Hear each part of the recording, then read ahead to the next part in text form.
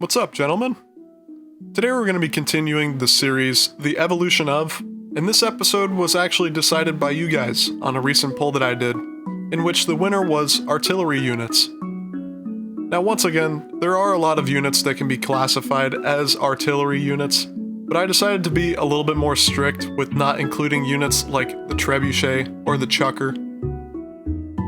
With that being said, let's start this journey with the first artillery unit that you unlock, which that unit is the mortar team. You unlock this unit at level 6 at the barracks, and funnily enough, it also costs 6 nanopods to train.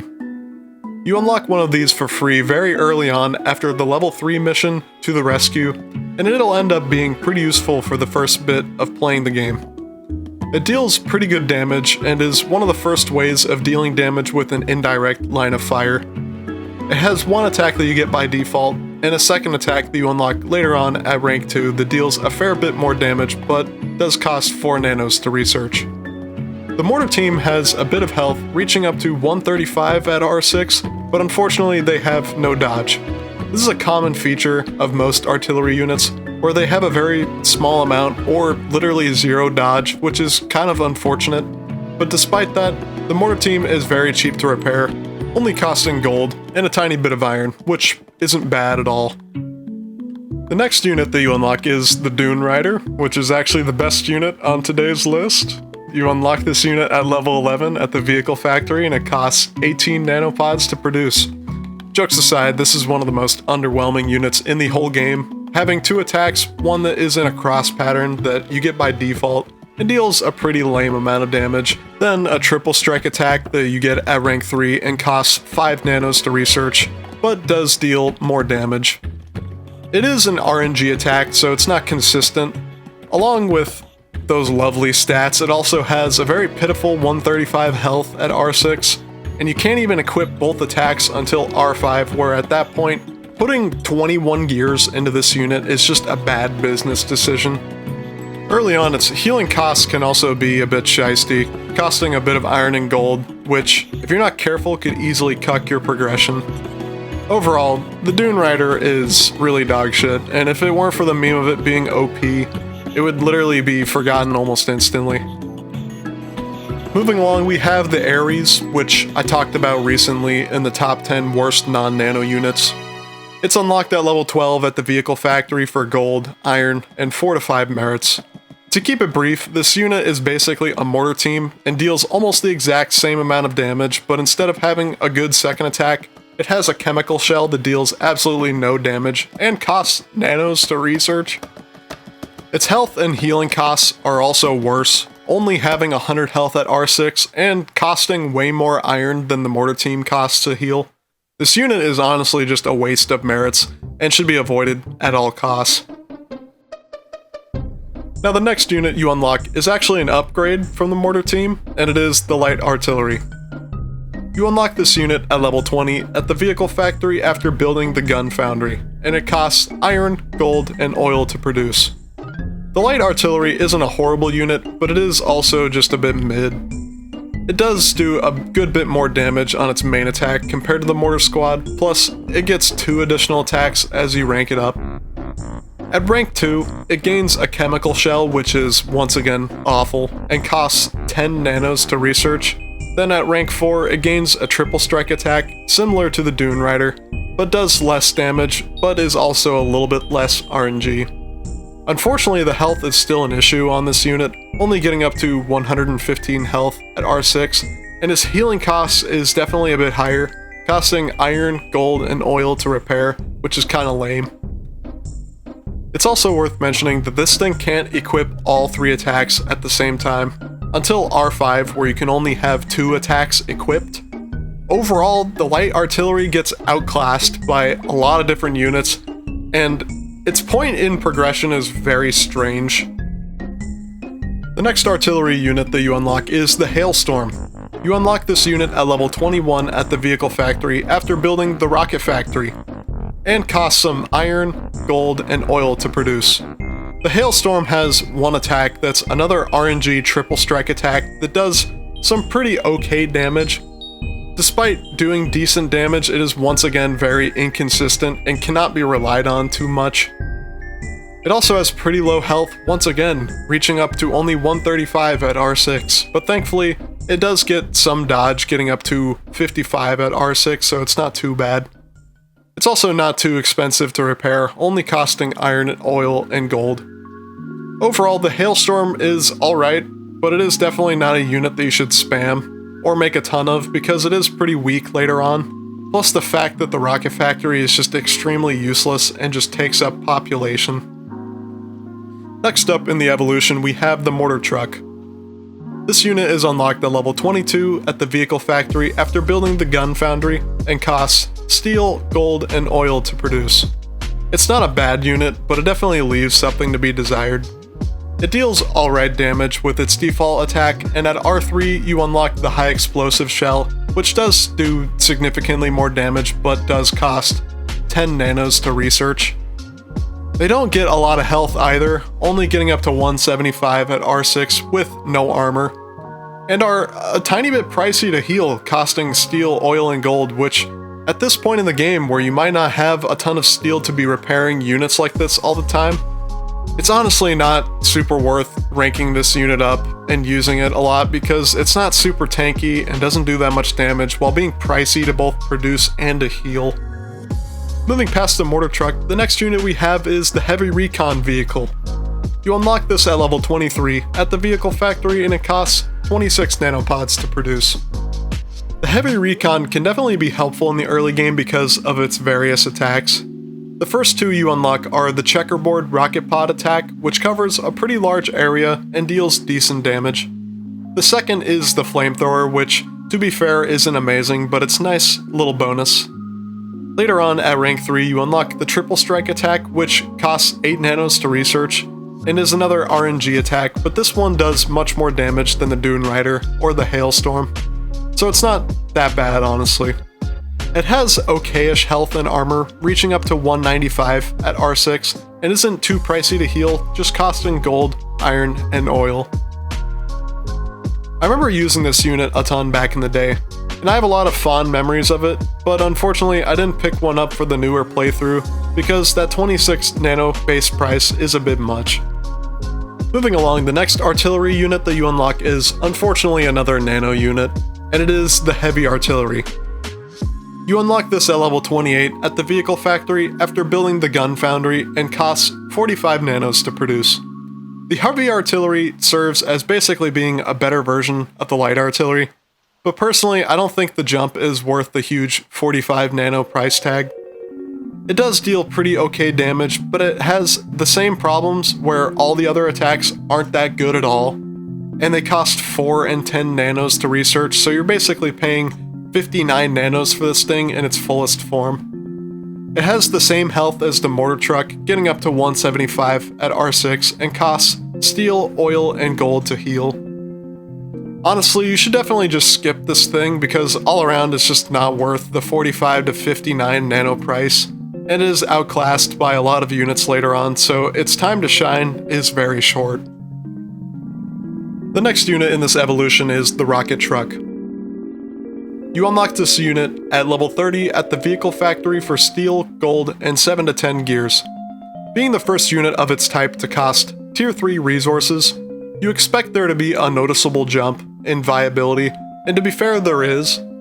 The Rocket Truck's main attack is another Checkerboard Strike that deals pretty decent damage, all things considered, and then at rank 3 it gains a Triple Strike attack that's pretty similar to the Heavy Recon. In fact, this unit can basically be treated as a Heavy Recon, because the damage values are actually identical, including the Triple Strike RNG attack and the Checkerboard attack. The downsides being that, while it does have more health, it has no armor, and to heal the Rocket Truck, it does cost steel, gold, and 1 to 2 gears, which does kinda suck. Overall though, it's not a bad unit, and for crowd control, it does pretty well. Now on to actually solid artillery units. Starting, we have the Turtle Sheller. You unlock this unit at level 34 at the barracks and costs steel, iron, and gold to produce. This is one of those sleeper units that no one really talks about. Endless actually brought this to my attention, and after looking at its stats, this thing looks pretty crazy. Its first attack seems bad because it deals piercing damage, so mainly it's useful against enemies without armor, but once you start breaking into the other attacks, it can deal some pretty solid damage. At rank 3, it unlocks the Armor Piercing Shell, which does cost 5 gears to research, and it does deal less damage, but it's explosive damage and has 50% armor penetration, making it much better against armored enemies. Then at level 5, it gains a chemical shell that does cost 5 vials, but is actually extremely good compared to the rest of the awful chemical shots from the other artillery units. Then on top of that, it has 525 health and armor at R6, and only costs iron, gold, and steel to heal, which all things considered is actually super good. It's probably not a main priority, but getting these ranked up to at least 5 is a pretty good idea because the damage and health they have is very solid. The next unit up is the Brimstone. You unlock the Brimstone at level 35 at the vehicle factory and they cost 50 nanos to produce. The Brimstone is basically a better version of the rocket truck, sharing the same attacks with a default checkerboard attack and then a triple strike attack that you unlock at rank 2 that costs 10 nanos to research. The checkerboard attack deals a fair bit more damage compared to the rocket truck, along with the triple strike dealing much more damage makes it a considerable upgrade. Along with that, the Brimstone has more health reaching up to 270 at R6, and the repair price is better, only costing steel, oil, and gold, and no gears at all. Overall, this unit will be really nice for boss strikes, or just clearing out large amounts of enemies quickly. That is, until we get a unit like the Mauler, which pretty much makes this thing redundant. Moving along, we have the Earthshaker. The Earthshaker is another nano artillery that you unlock at level 40 at the vehicle factory after building the gun foundry, and costs an egregious 60 nanos to produce. The Earthshaker is pretty much a better version of the heavy artillery that deals a good amount more damage, but once again has the downside of all the other attacks being horrible. At rank 2, you unlock its chemical shell, which is genuinely dogshit and costs 15 fucking nanos to research. Then at rank 3, you unlock its triple strike attack that also deals mediocre damage and costs 8 nanos to research, as well as making this unit actually cost 83 nanos to be at its full potential, which is just depressing. It does gain more health, getting up to 315 at R6, but also unfortunately takes gold and 1 to 2 gears to repair. But you want to know the amazing part about this unit? One ability slot. One ability slot only. Z2 must have been snorting coke off a stripper ankle when making this unit, bro. I swear. Alright, moving past that shystery, let's look at another horrible unit. The Dragon, which you unlock at level 42 at the vehicle factory after building the armor shop and costs steel, oil, and gold, and an astonishing 3 to 4 widgets to produce. This unit featured in the dishonorable mentions in the top 10 video I recently put out, so I'll keep it brief. Its attacks aren't that bad, but it doesn't at all make up for the fact this thing costs 3 to 4 widgets. If something costs that much, it should actually be useful, and not just a mid-flame artillery unit that deals okay damage without even a 100% chance of setting things on fire. It also doesn't have a ton of health or armor for its price, only getting up to 360 combined. And the fact that it takes steel, oil, and gold, plus 1 to 2 gears to heal. Overall, the Dragon shouldn't cost widgets. In reality, it should take like 10 gears or something. It just doesn't make sense. Alright, now back to some actually good units. The next is the Wolf Artillery, which you unlock at level 47, and they cost steel, gold, and 67 to 95 merits. I talked about this unit in a previous video because it was actually removed from obtainability shortly after being added, because it was basically a more consistent Earthshaker that's non-nano and has a higher minimum damage, but slightly lower maximum damage. Its main attack deals a pretty solid amount of damage, but unfortunately, just like the Earthshaker, its 2 other attacks suck! At rank 2, you unlock the Chemical Shot, which costs 10 nanos to research and is abysmal. Then at rank 4, you unlock the Triple Strike attack for 8 nanos and is also abysmal. It has okayish health, reaching up to 225, and has a really high dodge at R6 for some reason. It was also cheaper to heal compared to the Earthshaker, just costing steel, oil, and gold, and no gears. Overall, other than its base price and its additional attacks, the Wolf Artillery was actually really good, and hopefully with the level cap increase, we will see it again because it was actually a neat unit. Moving on, we have the Mammoth Artillery, which you unlocked at level 55 at the Vehicle Factory and costed 65 nanos to produce. I don't really see many people talking about this unit, even though it seems pretty damn good. Its main attack deals extremely good damage, with even the outer parts of the plus pattern taking decent damage. The one downside is that it doesn't have any armor penetration at all, which does kinda suck. It does have a second attack that covers a similar area minus hitting the middle, and does much less damage, which also is kinda lame. It does have decent health though, getting up to 600, but has no armor. But when it dies, it does spawn a War Mammoth to take its place, so it's got a secondary line of defense going on once it goes down. When it does go down, however, it does cost steel, gold, and 2 to 6 teeth, which honestly isn't that bad, but still does kinda hurt. Overall, this unit does seem pretty good at face value, and I'll definitely be getting one at level 55 once it comes out. Now in this next part, I'm going to be talking about 3 promo artillery units, with one of them being completely insane. The first is actually quite possibly the worst promo ever to be added into the game, and it is the Death from Above. This unit could be acquired at the Vehicle Factory for 30 nanopods during the weekend of April 10th, 2013. And if you thought the Dragon was bad, just take a quick peek at this ass fucker. It dealt an unacceptable amount of damage, I would put it, on both attacks, with its literal only upside is the fact that it fired napalm, so it had a 6-turn DOT on its checkerboard attack, which I guess is something. Its other attack isn't really even worth mentioning because it's also just trash, and for some reason it also isn't napalm because it doesn't have that same 6-turn DOT. It also didn't really have much health or armor, only getting up to 255 at R6, but it did only cost steel, oil, and gold to heal, which I guess is okay. Overall, if this unit ever comes around again and it doesn't receive any buffs, do not buy it. It's just not worth it. The next unit is definitely an upgrade from the last, and it is the Imperial Fury. This unit was trainable at the Vehicle Factory for 69 nanopods between December 19th, 2014 through December 24th, 2014. It was a Silver Wolf truck that actually dealt pretty good damage with its checkerboard attack that had a crazy crit chance as well.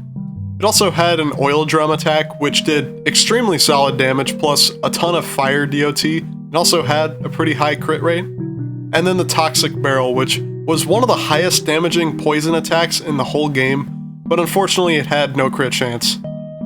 It also had very good health and armor, getting up to 595 combined. Plus, it was insanely cheap to heal, only costing gold, iron, and oil.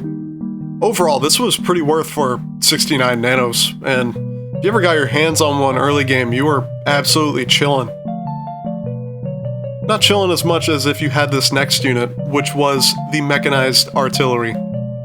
Now we're breaking into units that genuinely made the game stupid, and this was one of those units that contributed towards that. You could purchase these at your Vehicle Factory during the second Arena Challenge for 75 nanopods, and it also reappeared during the second Breaking into the Vault event on the final day for 56 nanos. This unit was really dumb. It was mainly known for its 3 artillery shots that all inflicted a new type of DOT that was called Shell. Shell was basically an overkill DOT that dealt retarded amounts of damage after the already high amount of damage the mech artillery already dished out.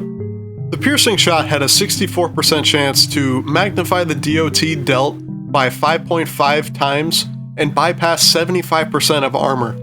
On the explosive shot, the DOT would have a 55% chance to deal 5 times the amount of DOT with 15% of armor piercing and hit a slightly larger area. And then finally, the craziest one was the Unstable Shell, which had a 25% chance to magnify the DOT by 9 times, but only had 15% armor piercing. Keep in mind the DOT damage was based on how much damage the original shot did, and so it would magnify it afterwards. It's pretty confusing. On top of all of that, there were technically 3 bosses that were vulnerable to Shell, which were the Ancient Construct himself. Yes, you could one-shot this thing with it, pretty much. The X-17 Experimental Construct, and the MLRS arm of the Goliath tank. There was also one other attack on the mech artillery that was an RNG rocket pod, but that thing paled in comparison. It also had 700 health and armor at R6, which is extremely tanky for an artillery, and only costed 2 to 6 gears and a little bit of gold to heal. This unit was like stupid as fuck and was a prime example of power creep from Z2, but it was pretty fucking glorious. Now, before going on to the last base game artillery unit, we're actually going to be going to the Prestigious Academy, which was basically a training camp for units that costed prestige stars, which you gained after hitting the original level cap. Every time you leveled up after hitting the cap, it would take 200,000 XP and you would receive 15 of these stars. I might make a video going into more depth about prestiging and the other tier 5 resources in general, so keep your eyes open for that. Now, the first artillery unit was the Peacemaker. You unlocked this unit weirdly at level 45, but then it was moved to level 65. And you could produce them at the Prestigious Academy for gold, steel, oil, and 45 prestige stars. Think of this unit basically as being the final upgrade to the long line of default artillery units like the Heavy Artillery or the Earthshaker. It had one default attack that dealt pretty good damage, and then 2 more attacks that were once again totally awful. At rank 2, you would unlock the Chemical Shell for 15 nanos, and it was horrendous. Then at level 3, you would unlock its Triple Strike attack, which was also horrendous. It didn't have totally bad health though, getting up to 330 at R6, and only costed steel, oil, gold, and 1 to 2 gears to repair. But once again, this thing could only ever have 1 attack equipped at a given time, so like, what the fuck is the point? But moving on, we have the second unit, and this unit doesn't really follow the same idea of an artillery unit, but I felt like adding it in here. And it is none other than the Radio Tech. This glorious bastard was originally unlocked at level 50, but also was moved up to level 65, and costed steel, gold, 2 laurels, and 45 prestige stars. Now, this unit is kind of weird because it had 3 attacks that basically represented the artillery he was calling in, and the longer you waited, the more accurate they would get. The first attack had a prep time of 1 turn, and had 3 shots that would hit randomly across the whole board. The second had a prep time of 4 turns, and it was a 2x3 area with the same RNG 3 shots. Then, after waiting 6 turns, it would all condense into 1 tile that would get obliterated, where it dealt almost double the damage for each shot. Plus, if that wasn't enough, they all had crazy armor piercing and a 100% crit rate against vehicles. This unit was basically a necessity for the Ancient Sentinel, but it was also kind of a gamble because it could die really early on, with it only having a measly 265 health at R6. And if it did die, it would also hurt a bit because this little shit costed 1 to 2 laurels, 1 to 2 widgets, and some gold. Overall, this unit is the ultimate glass cannon, and not having him for a while could definitely make the Ancient Sentinel very interesting. Now finally, at the very end of artillery progression, we have the pinnacle unit and quite literally the best example of power creep in Battle Nations. And it is none other than the Plasma Artillery.